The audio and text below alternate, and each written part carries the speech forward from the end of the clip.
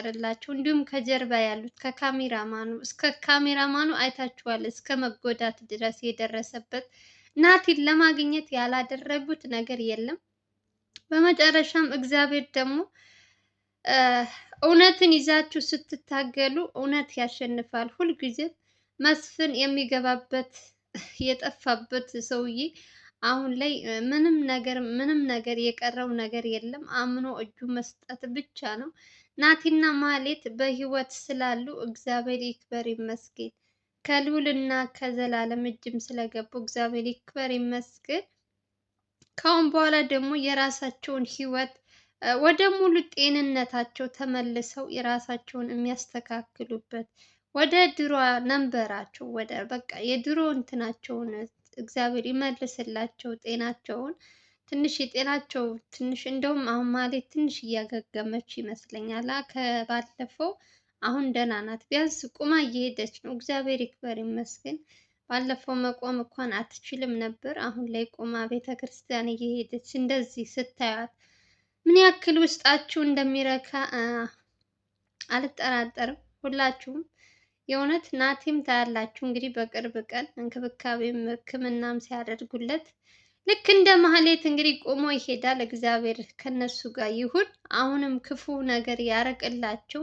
መስፍን የተባለውን ጉድ ደግሞ ተይዞ እስካሁን ድረስ ላደረሰባቸው ጉዳት እስካሁን ድረስ ከማህሌትና ከናቲ በጀርባም ራሱ ሌላም ሰው እንደዚህ አግቶ በዚህ ስራ ስለሚሰማራ ብዙ ሰዎችም ሊኖሩ ይችላሉ።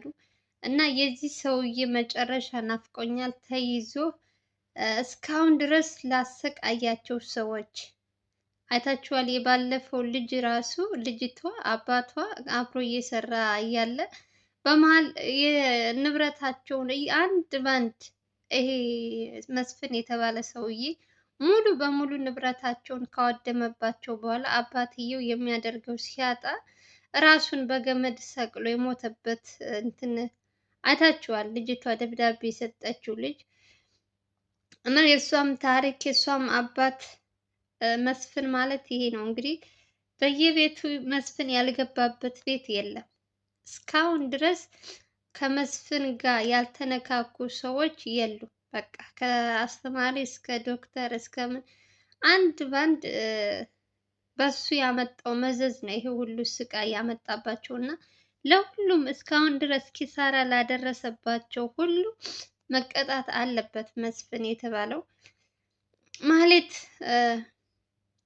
አሁን ቢያንስ ወንድሟ እንግዲህ ወንድሟ ከተገኘ እሷም ሕክምና ስለሚያስፈልጋት ወደ ሙሉ ጤንነቷ እንድትመለስ እንግዲህ ከእግዚአብሔር ጋር ሕክምና ያስፈልጋታል ስለተባለ ታክማ ደግሞ በሙሉ ጤንነት መታ ደግሞ እግዚአብሔር ፍቃዱ ሆኖ ተሽሏት የምናይበት ቀን ይምጣ። ከዚህ በላይ ሙሉ ጤና እንድትሆን ምኞታችን የሁላችንም ጸሎት ነው። ናቲም እንግዲህ እግዚአብሔር በጣም ነው ያሳዘነኝ፣ በጣም ከምላችሁ በላይ ምስኪን ተኝቶ መስፍን መስፍን መስፍን ነው የሚለው። ያ ሰይጣን እየመጣበት በህልሙም በሆኑም ያው እንዴት እንደሚያንገላተው ስለሚያውቅ ይሄን ያክል የሰው ልጅ አረመኔ ጨካኝነት የተሞላን ሰው ሆነናል። የእውነት ምን አይነት ሰብአዊነት የሚባል ነገር በፍጹም የሆነ አለ አይደል? ሰው እኮ ትንሽ ይራራል፣ ትንሽ ለሰው ልጅ ይራራል። ይሄ ግን ምንም አይነት ርህራሄ የሌለው ይሄን ያክል ርቀት የሄደ ሰው ነው መስፍን ማለት ነው። ገንዘብ ገንዘብ እያለ አሁን የመስፍን ገንዘብ እንግዲህ ተበትኖ የእሱ ብር አይደለም። በእርግጥ ምስኪን እንደዚህ ልክ ከነ መሀሌትም ጀርባ ሌላ ሰዎችም እንደዚህ ይኖራሉ። እንግዲህ ለሁለት ሰው ብቻ አይመስለኝም፣ ለናቲ እና ለማህሌት ብቻ አይመስለኝም። ይህ ሁሉ መካዘን ይህ ሁሉ ቤት እየተከራየ እንትን የሚል ሌላም ሰው እንደዚህ ይኖራል።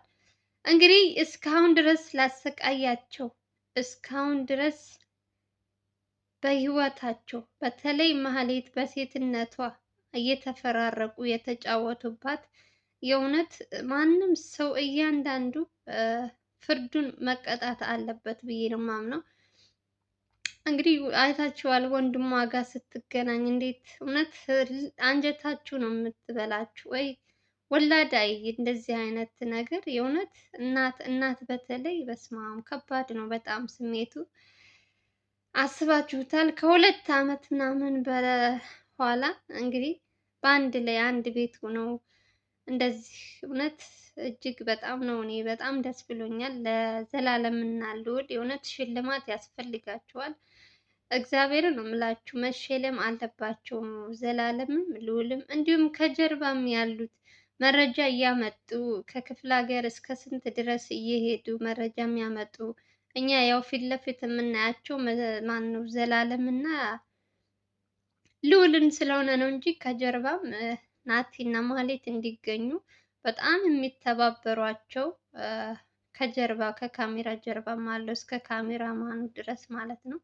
እነሱ ሁሉ መመስገን አለባቸው። በዚህ በማህሌትና በናቲ ዙሪያ ለተሳተፉ በሙሉ የእውነት እግዚአብሔር ክፉ ነገር አይንካችሁ፣ በየሄዳችሁበት ሁሉ እግዚአብሔር ይጠብቃችሁ ነው የምለው። አክስታቸውም እያያችሁ ነው። አክስት እንኳን መኖሩ ደስ ብሎኛል።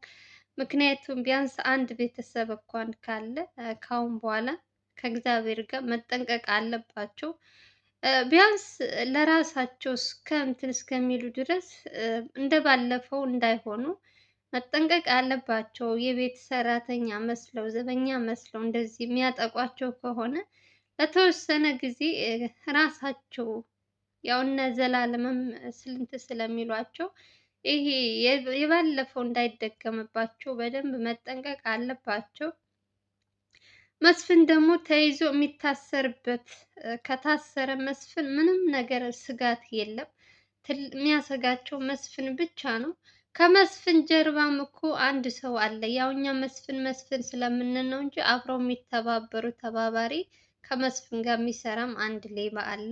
እሱም በቅርቡ ይዞርበታል። አሁን መስፍንን ያሳዱ የያዙትና ያም የትም አያመልጥም። ማንም ሰው ከእውነተኛ ይዘሽ የምትራመሽ ከሆነ እውነት ያሸንፋል። ሁልጊዜም በውሸት የሚሮጡ ሰዎች ማፈር አለባቸው። እግዚአብሔር ይመስገን፣ እግዚአብሔር ይክበር ይመስገን።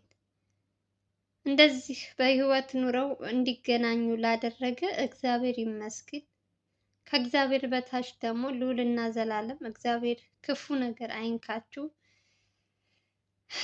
ያው ብዙ ሰው እንግዲህ እያያችሁ ነው። ማህሌትና ናቲ በፈለጋ በጀመሩ ሰዓት እንግዲህ በህይወታቸው በቤተሰባቸው በእንትናቸው በምን እየመጡባቸው እነሱ ግን የራሳቸው ህይወታቸው ሳያሳስባቸው የእነሱን ፍለጋ እስካሁን ድረስ እንደለፉ አልቀሩም። ስኬታማ ሆነዋል። እያንዳንዱ የመስፍን ተላላኪም የተባለውም እያንዳንዱ እንግዲህ ሁሉም እስር ቤት ነው ያለው። መስፍን ብቻ ነው ቀኑን እየቆጠረ ያለው። ያው ብዙ ሰው ተሰቃይቷል። በእርግጥ ማህሌትና ናቲን ለመፈለግ እንትን ባሉበት እስከ ከካሜራማኑ እስከ ዘላለምም ሊሞት ያለበት ጉዳይ ነበር። አይታችኋል። መርዝ በገዛ ቤተሰቦቹ የሚስቱ ቤተሰቦች እና ልዑልም ስታዩ ለስንት ቀን ታግቶ ሲሰቃይ ነበር እና በእነዚህ ልጆች ዙሪያ በጣም ብዙ ሰዎች ተጎድተዋል። ያው ወጥመድም እያደረጉባቸው ግን እነሱ ምንም ተስፋ ሳይቆርጡ ልዑልም ሆነ ዘላለምም እስከ መጨረሻው እውነትን ይዘው እየታገሉ በመጨረሻ ደግሞ እንደዚህ ስኬታማ ሲሆኑ ከዚህ በላይ ምንም ደስታ የለም። እግዚአብሔር ክፉ ነገር አይንካችሁ። የእውነት ሁልጊዜያችሁም ስትገቡ ሁላችሁም መርቋቸው ወንድሞቻችን። እግዚአብሔርን በእነሱ እንትን ነው ከእግዚአብሔር በታች የእነሱ ድካም የእነሱ ልፋት ነው ይሄ አሁን ላይ ማህሌት ከወንድሟ ጋር እንድትገናኝ ያደረገው እና መመስገን ያለባቸው ልጆች ናቸው። እግዚአብሔር ይጠብቃችሁ ነው የምለው። እኔ ምንም ቃል የለኝም ለእናንተ። በቃ እውነት ጀግና ናችሁ በጣም። እኔ እንጃ እውነት ምንም እንኳን እየመጡ እንኳን የሆነ ያልሆነ እንትን ቢሉባችሁ ራሱ እናንተ ምንም ነገር ሳያሳስባችሁ እስካሁን ድረስ ፈልጋችሁ አግኝታችሁ ወንድምና እህትን ማገናኘት ማለት አሁን ሰው በጠፋበት ዘመን ሰው ሆናችሁ የተገኛችሁ የዓለማችን ጀግናዎች እናንተ ክብር ክብር ይገባችኋል። የእውነት እግዚአብሔርን ነው የምላችሁ። በጣም እኔ እንጃ እውነት እንደዚህ ተባብረን ብንተባበር እኛ የት በደረስን ኖሮ። የአንዱ ችግር አንዱ የአንዱ እንትን አንዱ የሚገባን ቢሆን እኛ ከተባበርንን ምንም ነገር የሚያሸንፈን ነገር የለም፣ የሚያቅተን ነገር የለም። መተባበራችን እንደዚህ ነው። በቃ እኛ አንዳንድ ጊዜ ሀበሻ ስትሆኑ በብዙ ነገር ትተጋገዛላችሁ፣ በብዙ ነገር እንትን ትላላችሁ። ግን አንዳንድ ጊዜ ደግሞ አሁን ላይ ትንሽ አሁን ኢትዮጵያ ውስጥ የመጣብን ጉድ አንዳንድ አንተ የት ነህ አንተ እንደዚህ ነህ ምናምን የሚለውን እግዚአብሔር ይህ ሁሉ ያጥፋልንና አንድነታችን እግዚአብሔር ይመልስልን። አገራችንን ሰላምና ፍቅሩን ያምጣልን። የኢትዮጵያን ሰላም ያስፍንልን። ከምንም በላይ ሰላም ነው ዋናውና እንግዲህ ስለ ናቲና ስለ ማህሌት እንግዲህ እየገባችሁ ሁላችሁም እስኪ እንደ እውነት ጥሩ ጥሩ ጥሩ ምኞታችሁ ተመኙላቸው። እነዚህ ገና ምንም የማያውቁ ህጻናቶች ናቸው። ሩጠው ያልጠገቡ ናቸው። ምንም ዓለም እንዴት እንደሆነች ተሯሩጠው ደክመው ምን ብለው ያዩት ነገር የለም። በቤተሰብ ነው ያሉት። ከዛ ደግሞ አንዳንድ ጊዜ ሰውን ስታምኑ ተመልከቱ። ሰውን አምናችሁ ከልባችሁ የቀረባችሁት ሰው እንደዚህ ነው የሚጎዳችሁ። አሁን ማህሌትና ናቲን የጎዳቸው ማን ነው? የቤት አጋዥ የተባለችው እና ዘበኛ የተባሉት ናቸው። ይሄ ሁሉ ስቃይ እያንዳንዱ ይሄ ሁሉ እስካሁን ድረስ 2 ዓመት ምናምን የተሰቃዩበት ሰው በማመናቸው ነው። በእርግጥ አብራችሁት የምትኖሩት ሰው ያለማመን አትችሉም። አብራችሁ እንደዚህ ያደርጋል ብላችሁ አትጠራጠሩም፣ በፍጹም አትጠራጠሩም። እና ያው ሁል ጊዜ ተጠራጠሩ ሳይሆን ሰውን ደግሞ በትንሹ ይሆናል አይደል? ወጣ ያለ ባህሪ ስታዩ መጠንቀቅ አለባችሁ። ደግሞ ከሰውም በላይ ደግሞ እግዚአብሔር ይጠብቅ። እኛ ሰዎች ተከላክለን ምንም አናስጥለውም። እግዚአብሔር ብቻ እሱ ይጠብቀን ማለት ነው። ሌላ ምንም ነገር አልልም። እንግዲህ ስለተገናኙ በጣም ደስ ብሎኛል። በጣም በጣም ከምላችሁ በላይ እግዚአብሔር አምላክ ስትገቡ ልዑልና ዘላለምን እውነት መርቋቸው። ሁላችሁም መርቋቸው። ለማንኛውም የዛሬው ቪዲዮ ይሄን ይመስል ነበረ። ከተመቻችሁ ቪዲዮ ስትገቡ ሁላችሁም ላይክ እና ሼር እያደረጋችሁ ለብዙ ተደራሽ እንዲሆን ይሄ ጥሩ ጥሩ እኔ በጣም የምትገርሙኝ ጥሩ ጥሩ ነገር ሲመጣላችሁ አታዩም። ዝም ብሎ አሳዳጅ ፕራንክ ምናምን ሲሆን እየገባችሁ ታያላችሁ። ለጥሩ ነገር ደግሞ እንትን አትሉም። በጣም እኔ እንጃ እውነት ጥሩ ነገር ሲመጣላችሁ ለምን እንደማታዩ ለምን ላይክ እንደማታረጉ አላውቅም።